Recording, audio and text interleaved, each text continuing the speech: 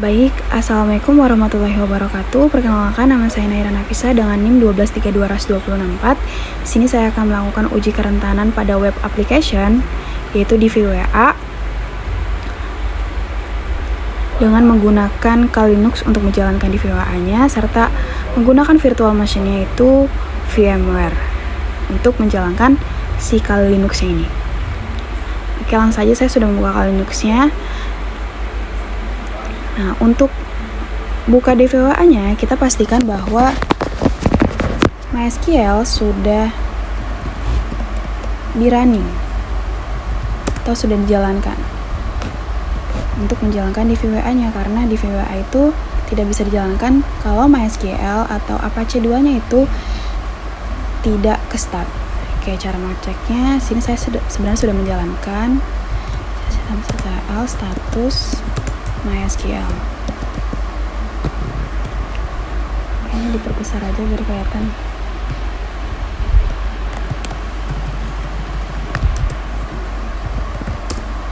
Nah, ini sudah running.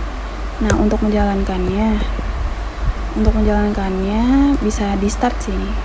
Start MySQL. Nah, tapi karena saya sudah start sebelumnya, makanya kita cek aja statusnya udah running atau belum. Oke, sekarang kita cek Apache 2.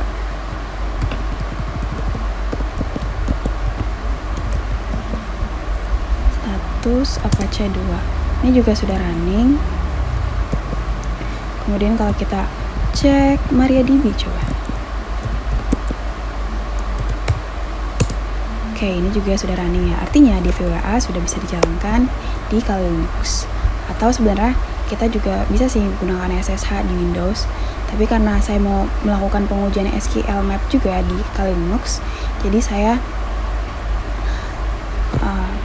coba login atau mengakses webnya menggunakan Kali Linux. Oke, kita buka Firefox, kita login menggunakan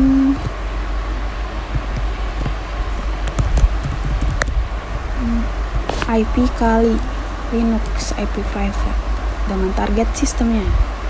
Ini IP Kali Linux saya ya. Ini tuh IP dari Kali Linux nih. Kalau kita cek IP A, nah IP Kali Linux ini sendiri 192.88.141.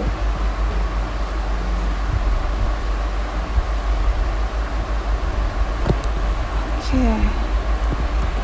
Lalu / di VWA. Nah, ini sudah login ya.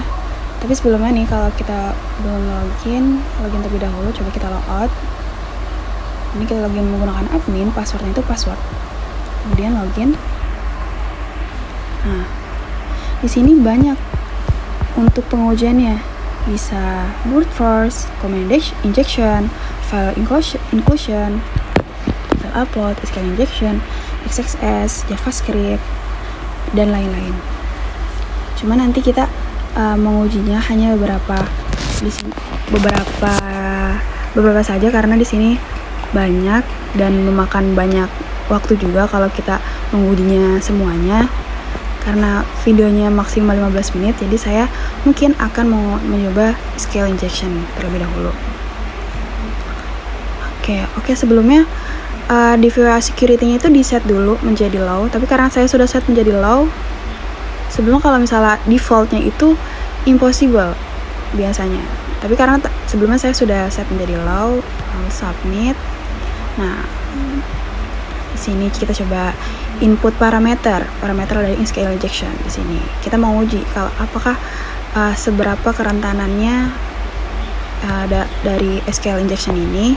Coba kalau kita masukkan parameternya 1, lalu submit. Nah, akan terlihat first name admin dan surname-nya tuh admin. Nah, coba kalau berarti nih aplikasi ini tuh menjalankan query SQL di belakang layar. Kayak misalnya select first name, last name from user, where user ID. Jadi men-select user ID-nya 1 dan menampilkan nama depan dan nama belakang, first name dan surname. Kemudian kalau kita coba uji manual SQL injection-nya, misalnya kita ketikkan or, sorry ini kapital harusnya, or 1 sama dengan 1. Sorry ini harusnya, nah titiknya, submit. Nah ini menghasilkan semua data user, kayak misalnya admin, terus ada Gordon, terus ada Hack, ada Pablo, ada Bob juga. Artinya aplikasi ini tuh rentan terhadap SQL injection. Nah, kemudian coba kita lebih jelasnya kita uji menggunakan SQL Map. Bentar. Oke, saya clear terlebih dahulu.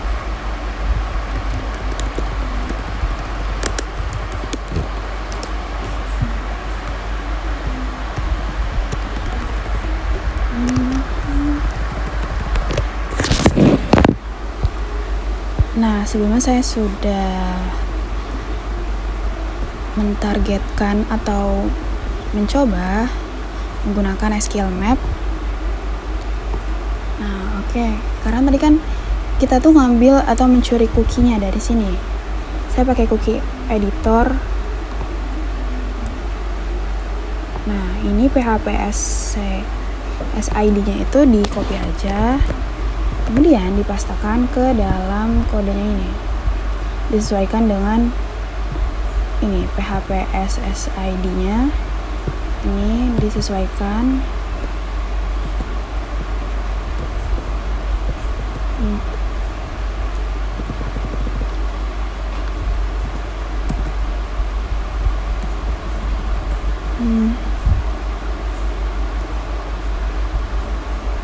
Oke.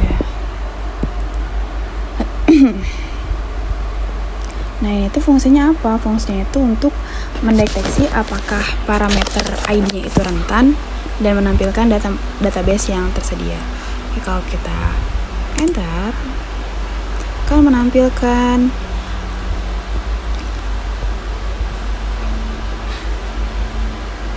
nah ini kolom dan type-nya, type. Salah di sini ada user, first name yang tadi, pas login, last name. Nah, coba kalau kita masukkan perintahnya menampilkan tabel-tabel yang ada di database. Oh ini tabel-tabel ya, sorry. Oh ini tuh untuk menampilkan tabelnya. Misal kata ada user, avatar, first login, first name, flash login, last name, password, dan user ID.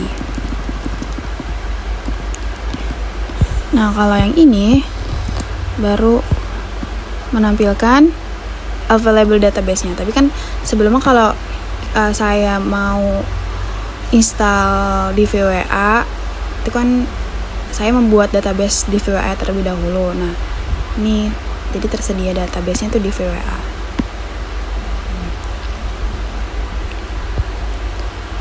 Di VWA-nya tuh apa tadi? Di VWA itu database aplikasi target kita. Kemudian tadi kalau yang ini tuh untuk menampilkan tabel-tabel yang ada dalam database di VWA-nya. Kayak tadi, nih ada user, avatar, file login, terus first name, last login, last name, password, sama user ID-nya. Terus ada tipe-tipenya juga, ada varchar, int, timestamp. Nah, berarti di sini kita tahu kalau kolom sensitifnya itu ada di user dan di passwordnya. Kemudian kalau kita kasih data dump atau data user dari passwordnya itu menggunakan nah ini user, password, dump. Nah kemudian kalau kita enter, nah di sini menampilkan passwordnya, mengambil isi dari kolom user dan password. Contohnya di sini admin, ini passwordnya itu hash dari MD5. Jadi SQL Map ini mendeteksi hash MD5 dan mencoba melakukan dictionary attack untuk memecahkan password lemah seperti password. Nah, seperti ini password ABCD 123 Charlie Letman dan password. Nah, Kemudian kita cek hasil dari dump-nya ini menggunakan head. Nah, head N20. Nah, di sini itu merupakan usernya nih, yang tadi. Sama aja sebenarnya kayak ini. Cuma di sini tuh menampilkan user dan passwordnya bukan dalam bentuk table. Ini hanya memunculkan datanya aja, username dan passwordnya, tapi bukan dalam bentuk table dari database-nya itu. Baik, mungkin kurang jelas saya untuk menjelaskannya. Jadi itu apa sih SQL injection? SQL injection itu teknik yang dimana penyerang itu menyisipkan perintah SQL ke dalam input. Seperti misal tadi kan kita menggunakan ID-nya 1. Nah, untuk memanipulasi database-nya. Nah, jadi di viewer ini dia tuh sengaja dibuat vulnerable. Jadi kita itu bisa latihan atau eksploitasi tanpa melanggar adanya hukum. Nah, oke. Tadi kan kalau perintah dari ini SQL map itu yang tadi sudah saya jelaskan sebelumnya, itu untuk mengetahui struktur table. Nih, ini untuk mengetahui struktur table.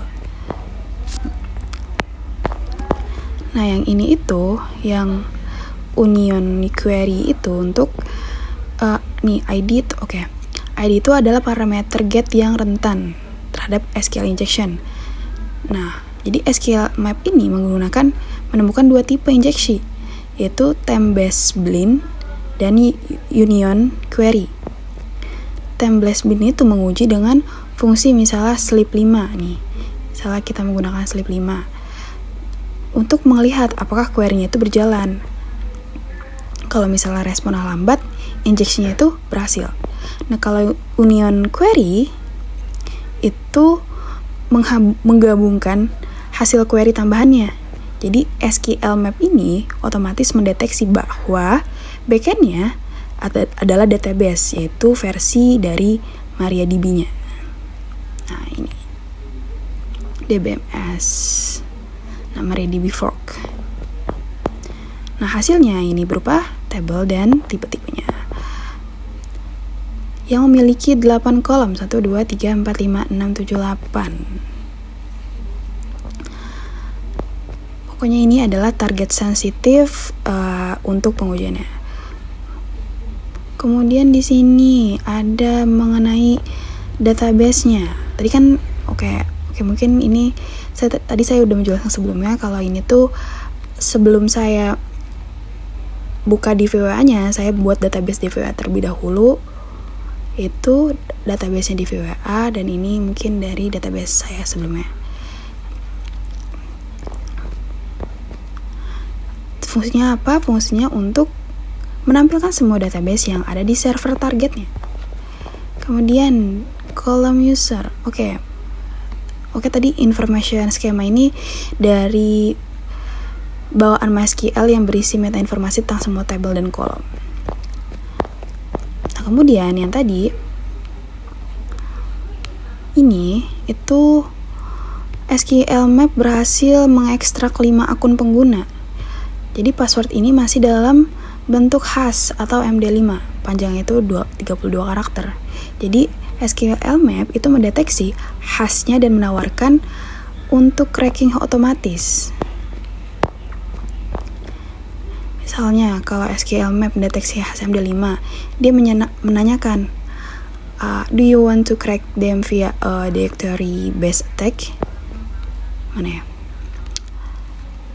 Nah, ini kalau kita misalnya, tapi dia itu secara otomatis, jadi kayak mendeteksi langsung passwordnya dari hash ini, dari MD5. Nah, mendekrip password dari MD5 ini.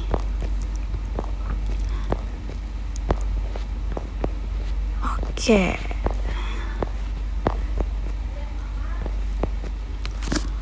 mungkin segitu aja penjelasan dari SQL injection-nya.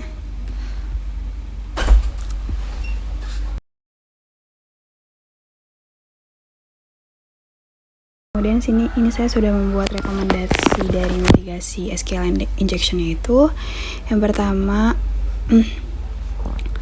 baik, ini merupakan rekomendasi mitigasi SQL injection. Yang pertama, gunakan prepare statement atau parameterized query. Jadi tujuannya apa? Tujuannya itu untuk mencegah input dari user dianggap sebagai perintah SQL-nya.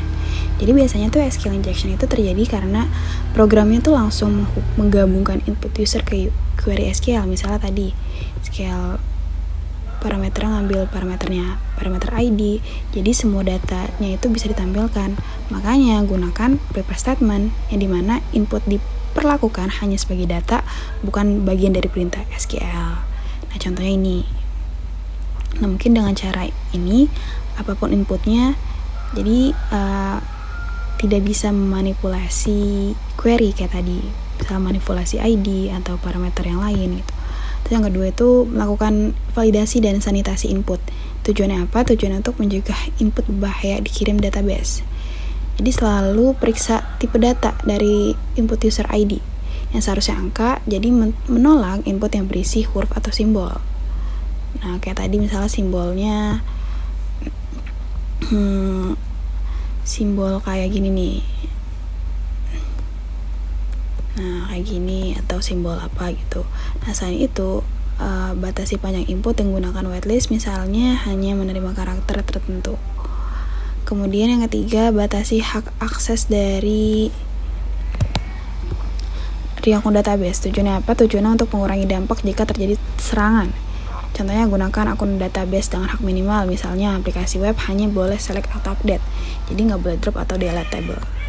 Jadi gunakan akun root untuk koneksi aplikasi. Dengan begitu, meskipun attacker atau penyerang itu berhasil mengeksploitasi SQL injection, jadi kalau misalnya ada kerusakan, tetap bisa dibatasi. Kemudian sembunyikan pesan error database. Tujuannya apa? Tujuannya untuk mencegah penyerang melihat detail struktur database-nya. Kalau tadi ada pesan error unknown column username invalid list, jadi bisa membantu attacker untuk memahami struktur database-nya. Solusinya apa? Solusinya gunakan pesan error umum di tampilan user dan simpan log di detail servernya. Nah, contohnya kayak gini. Kemudian menggunakan password hash yang aman. Tadi kan ketahuan ya, hashnya itu menggunakan MD5. Jadi tujuannya apa? Tujuannya untuk melindungi data sensitif walau database bocor.